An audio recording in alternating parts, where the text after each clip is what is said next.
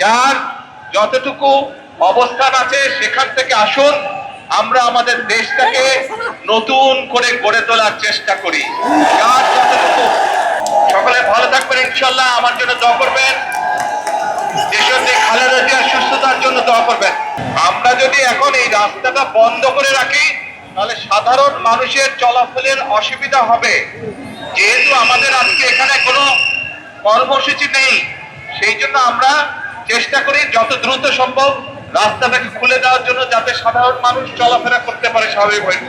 ইনশাল্লাহ আপনাদের সাথে কর্মসূচি যখন দিব, ইনশাল্লাহ আপনাদের সামনে তখন বক্তব্য রাখবো। সকলে দোয়া করবেন ইনশাল্লাহ, আমিও দোয়া করি সকলে ভালো থাকেন। আর একটি কথা, আমাদের যার যতটুকু অবস্থান আছে সেখান থেকে আসুন, আমরা আমাদের দেশটাকে নতুন করে গড়ে তোলার চেষ্টা করি। যার পক্ষে যতটুকু সম্ভব আমরা সচেষ্ট হই দেশের জন্য। কোথাও যদি রাস্তায় একটি কাগজ পড়ে থাকে, ময়লা হয়ে থাকে, দরকার হলে সেটাকে আমরা সরিয়ে দিব। এভাবে ছোট ছোট করে কাজ করার মাধ্যমে আমরা দেশটাকে গড়ে তুলে আসুন।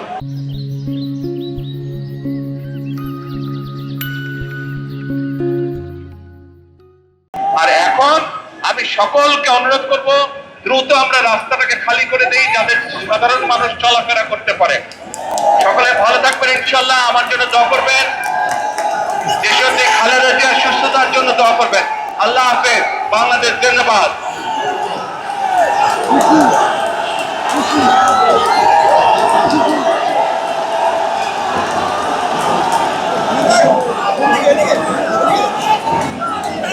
দর্শক, আপনারা শুনছিলেন তারেক রহমান তিনি তার দলের নেতাকর্মীর প্রতি কি আহ্বান রেখেছেন।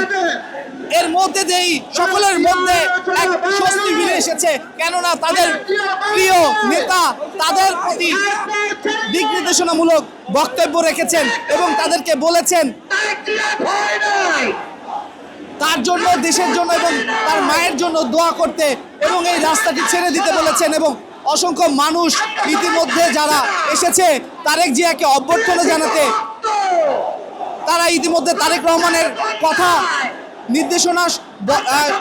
নির্দেশনা দেওয়ার সাথে সাথেই তারা এই রাস্তাটি ছেড়ে দিচ্ছে, সেই চিত্র কিন্তু আপনারা দেখতে পাচ্ছেন। দর্শক, এখানকার সর্বশেষ তথ্য বিএনপির কেন্দ্রীয় কার্যালয়ের সামনে থেকে তথ্য তুলে ধরছিলাম আমি মোহাম্মদ রায়হান হোসেন। আপনারা দেখছেন কালের কণ্ঠ।